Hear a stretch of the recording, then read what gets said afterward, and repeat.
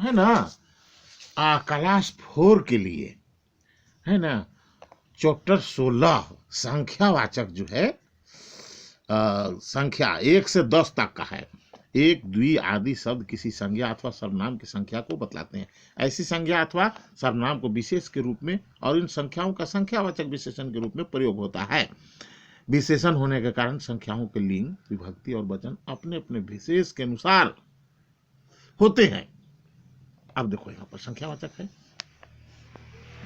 Pulling है, स्त्रीलिंग है, नपुंसक है। प्रथम पुरुष में आपको प्रथमा विभक्ति में एक का होगा, यही स्त्रीलिंग में क्या होगा, एक का हो जाएगा, और नपुंसक में एक कम हो जाएगा, और द्वितीय में देखो क्या होगा, से एक कम हो जाएगा, एक काम हो जाएगा इसमें, और इसमें एक कम, दोनों एक ही चलता है इसलिए।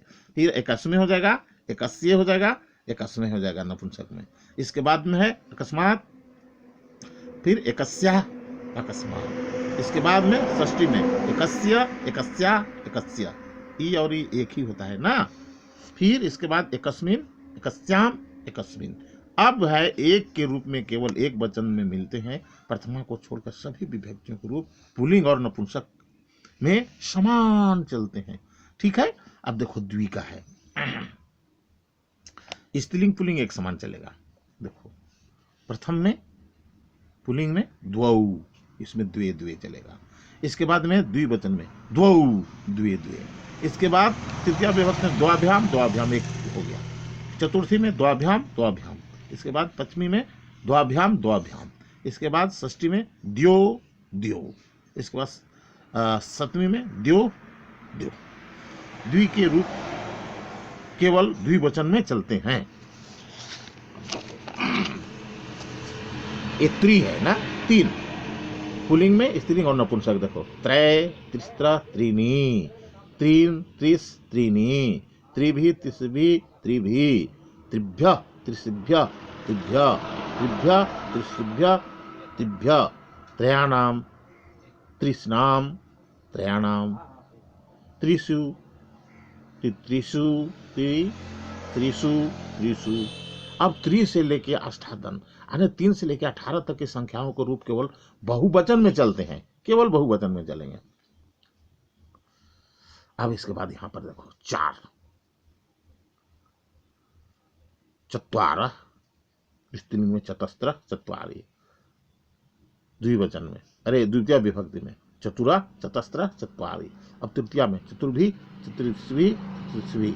और इसके बाद चतुर्थी में देखो चतुर्भ्य, चतस्त्रिभ्य, चतुर्भ्य। इसके बाद षष्ठी में चतुर्नाम, चतस्त्रीनाम, चतुर्नाम। इसको चतुर्षु, चतुर्षु, चतुर्षु। इसके बाद में पंच में देखो यहाँ का दिया है, प्रथमा में पंच, द्वितीय में पंच, तृतीय में पंच, चतुर्थी में पंच, सब में पंच है न। इसमें देखो आगे पंचमी में कहा गया पंचभ्य, चतुर्थी में पंचभ्य। इसके बाद षष्ठी में पंचानाम, और एक बाद में षष्ठी में पंचसु। और पंचन से लेके अष्टादन 5 से 18 तक की संख्याओं के रूप तीनों लिंगों में एक समान चलेंगे। 51 विभक्ति से लेकर के 9 विभक्ति आने 19 से लेकर 99 तक की सभी संख्याओं का रूप स्त्रीलिंग एक वचन में ही चलते हैं। सभी विभक्तियों को विशेष के अनुसार ही संख्यावाचक विशेषणों का प्रयोग होता है। यथा पुल्लिंग षष्ठी एक वचन, एकस्य छात्रस्य, स्त्रीलिंग तृतीय विभक्ति एकया बालिकाया। नपुंसक लिंग में तृतीय एक वचन में एकेन फले। कहने का मतलब विशेष के अनुसार विशेषण का प्रयोग हम लोग पूर्व में भी सीखे हैं, और यहाँ पर भी संख्यावाचक विशेषण के साथ भी वही लागू होता है। अब हम जो है अभ्यास करेंगे। कहता है विचित्र वस्तुओं की संख्या बताते हुए उनके नाम संस्कृत में लिखे। देखो एक बाण, एका माला है ना, स्त्रीलिंग में आ गया माला, इसलिए। अब देखो फूल है ना, एकम पुष्पम। अब उसी तरह से दो हस्तौ, फिर द्वे नाव के, नौके और द्वे पत्रे। इस तरह से देखो 3 गो सांप है, त्रय सर्पा। इसके बाद में देखो यहाँ पर एक कलिका हो जाएगा, तो यहाँ हो जाएगा तीसरा कलिका। अब यहाँ 3 गो है फल ने, तो त्रीनी फलानी। अगर 4 गो देखो कबूतर है, चत्वार खगा है ना। फिर चतस्त्र ई शाखा है, देखो 1 2 3 4, तो चतस्त्र शाखा, ये स्त्रीलिंग में है, शाखा शाखे शाखा ऐसे चलता है। अब देखो फूल है नपुंसक में तो चतवारी कमलानी, 4 कमल है। अब आगे देखो यहाँ पंच, अब 5 के बाद जो है एक चलेगा सबका, पंचमीना, पंचमुद्रिका, पंचरूपकानी। अब देखो यहाँ पर अष्टखगा है ना, और ये जो है कलिका, अष्ट कलिका है, कली है, अष्ट अम्रानी, सब एक जैसा लगा नहीं। देखो 8 8 8 सब में आ गया, सब एक ही जैसा चलन है, स्त्रीलिंग पुल्लिंग नपुंसक का कोई भेद इसमें नहीं है।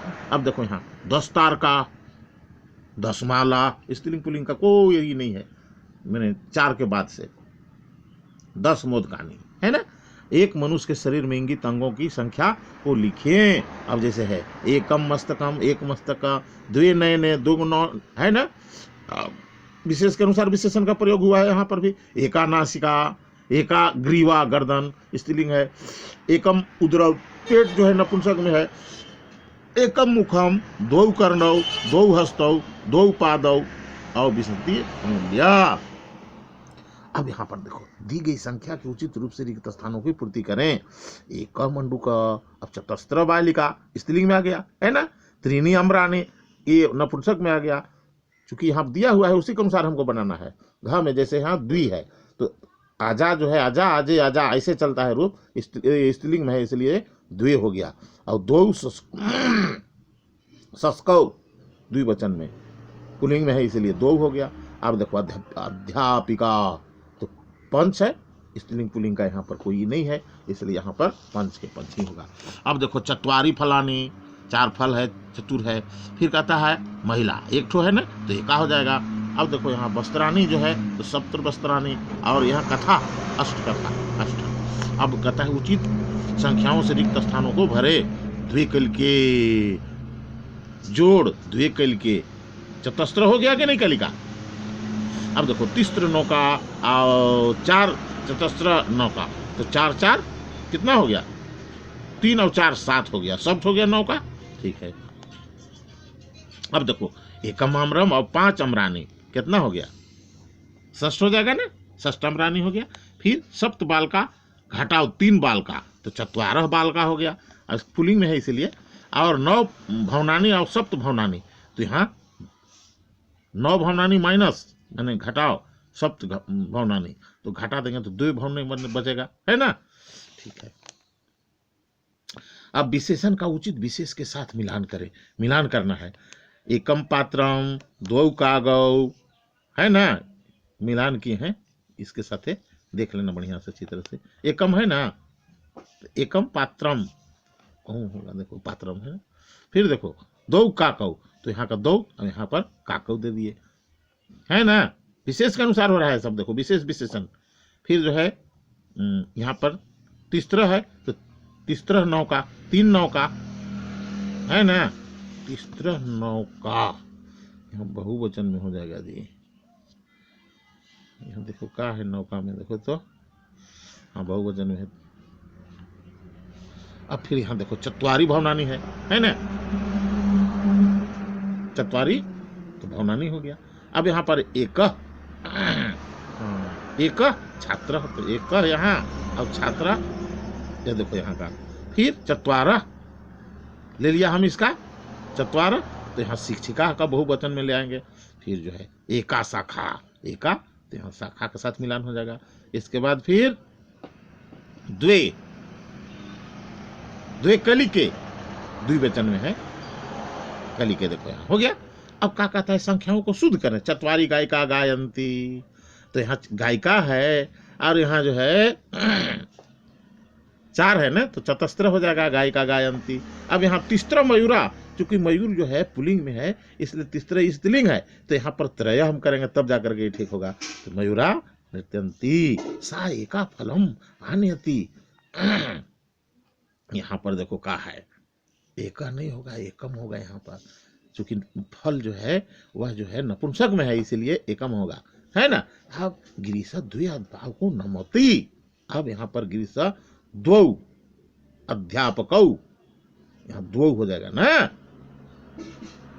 2 नहीं होगा क्योंकि स्त्रीलिंग और नपुंसक में होता है। अब पंचानि भवनानि सन्ति, तो यहाँ पंच होगा, चूंकि इसमें 5 करना ही होगा, यहाँ से 4 तक होता है स्त्रीलिंग पुल्लिंग नपुंसक का, तो इसलिए पंच भवनानि सन्ति। फिर ते सप्तान बानरान पश्यन्ति, तो ते सप्त बानरान पश्यन्ति, है ना। अब कहता है अहम त्रिभी मालानि शंकरम पूज्यामि, तो अहम माला भी, तो यहाँ पर त्रिस्त्री भी हो जाएगा, है ना। से माला भी शंकरम पूज्यामि, अहम है इसलिए। तो अब कहता है आगे, संस्कृत में अनुवाद करें। 2 बालक खेल रहे हैं, 2 बालकों क्रीडा, फिर जो है 4 घोड़े दौड़ रहे हैं, जो चतवारा अश्वा, चूंकि अश्व जो है सब पुल्लिंग है इसलिए चतवारा हो जाएगा। धावंती, ये 5 फल पके नहीं हैं, एतानी 5 फलानी पकवानी न संति, 3 गायिकाएं गा रही हैं, तीसरा गायिका गायंती। हाँ ठीक है, 3 गायिकाएं हैं तो तीसरा हो जाएगा, स्त्रीलिंग में है। फिर मैं 3 आम खा रहा हूं, अहम त्रीणी आम्राणि खादामि। तो इस तरह से जो है ये आपका समाप्त हो गया 20 चैप्टर, है ना। ऐसे तो मैं इसको व्हाट्सएप कर दिया था ताकि लिखने के ख्याल से, है ना, और आज मैं इसको पढ़ा दिया हूँ। ठीक है, बहुत बहुत धन्यवाद।